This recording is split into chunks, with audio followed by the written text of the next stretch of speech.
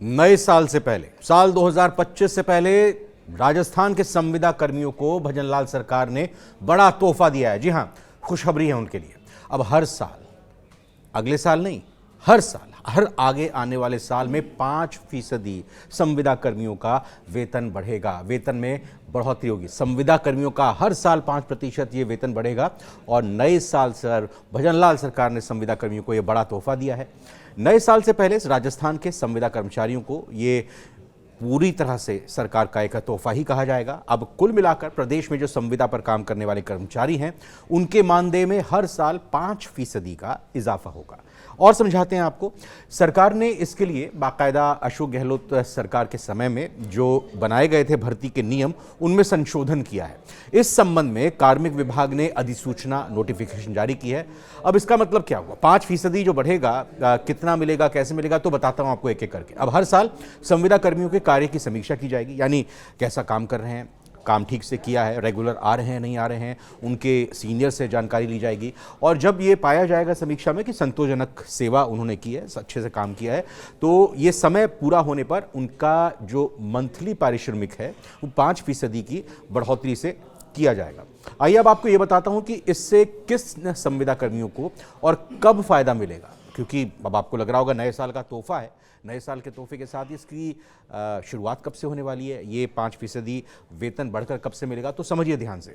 तो जिन संविदा कर्मियों ने 1 जनवरी से लेकर 31 दिसंबर के बीच 1 जनवरी से 31 दिसंबर के बीच 6 महीने या उससे अधिक सेवा पूरी कर ली है अभी इस साल 2024 में, तो उन कर्मचारियों को अगले वर्ष के 1 जनवरी से लाभ दिया जाएगा, यानी 2025 से लाभ दिया जाएगा। और इसके अलावा जिन संविदा कर्मचारियों ने 1 जुलाई से 30 जून के बीच, यानी 2024 में 1 जुलाई से लेकर 30 जून के बीच 6 महीने या उससे ज्यादा की सेवा पूरी कर ली है, उनके पारिश्रमिक या मानदेय में 1 जुलाई से वृद्धि की जाएगी। यानी कि उनको जो बढ़ोतरी मिलेगी, जो फायदा पहुंचेगा 5% का, वो 2025 में 1 जुलाई से होगा। और जिन संविदा कर्मचारियों की इन दोनों ही अवधियों में पारिश्रमिक रहित अवकाश के कारण 6 महीने या अधिक सेवा पूरी नहीं हुई है, मान लीजिए कोई बीमारी के कारण, कोई और पर्सनल कारण छुट्टी पर रहा और उन छुट्टियों के दौरान वो वेतन चूंकि नहीं उनको मिला है, तो ऐसे जो संविदा कर्मी हैं उनके सेवा काल की जो काउंटिंग है, जो गणना है, वो तत्काल आगामी 1 साल की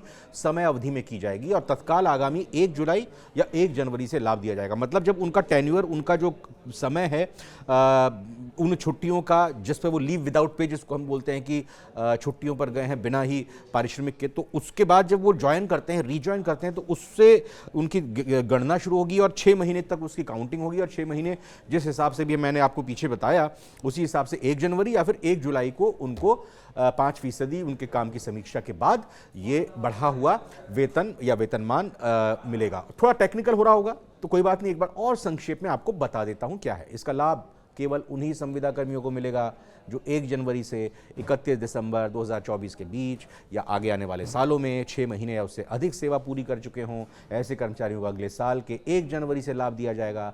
और वहीं जिन संविदा कर्मचारियों की सेवा को 1 जुलाई से 30 जून के बीच 6 महीने हो गए हैं या उससे ज़्यादा हो गया है, उनके मानदेय में 1 जुलाई से वृद्धि की जाएगी। 2 कट ऑफ डेट्स है, 1 जुलाई और 1 जनवरी, यानी कि इसका कुल मिलाकर लाभ 1 जुलाई और 1 जनवरी को मिल सकेगा। तो कुल मिलाकर जनवरी और जुलाई के महीनों में ये मानदेय मिलेगा, जो बढ़ा हुआ है, हर साल होगा आगामी आने वाले वर्षों में। और इस अधिसूचना के अनुसार इन नियमों को राजस्थान संविदागत सिविल पदों पर भर्ती संशोधन नियम 2024 कहा जाएगा।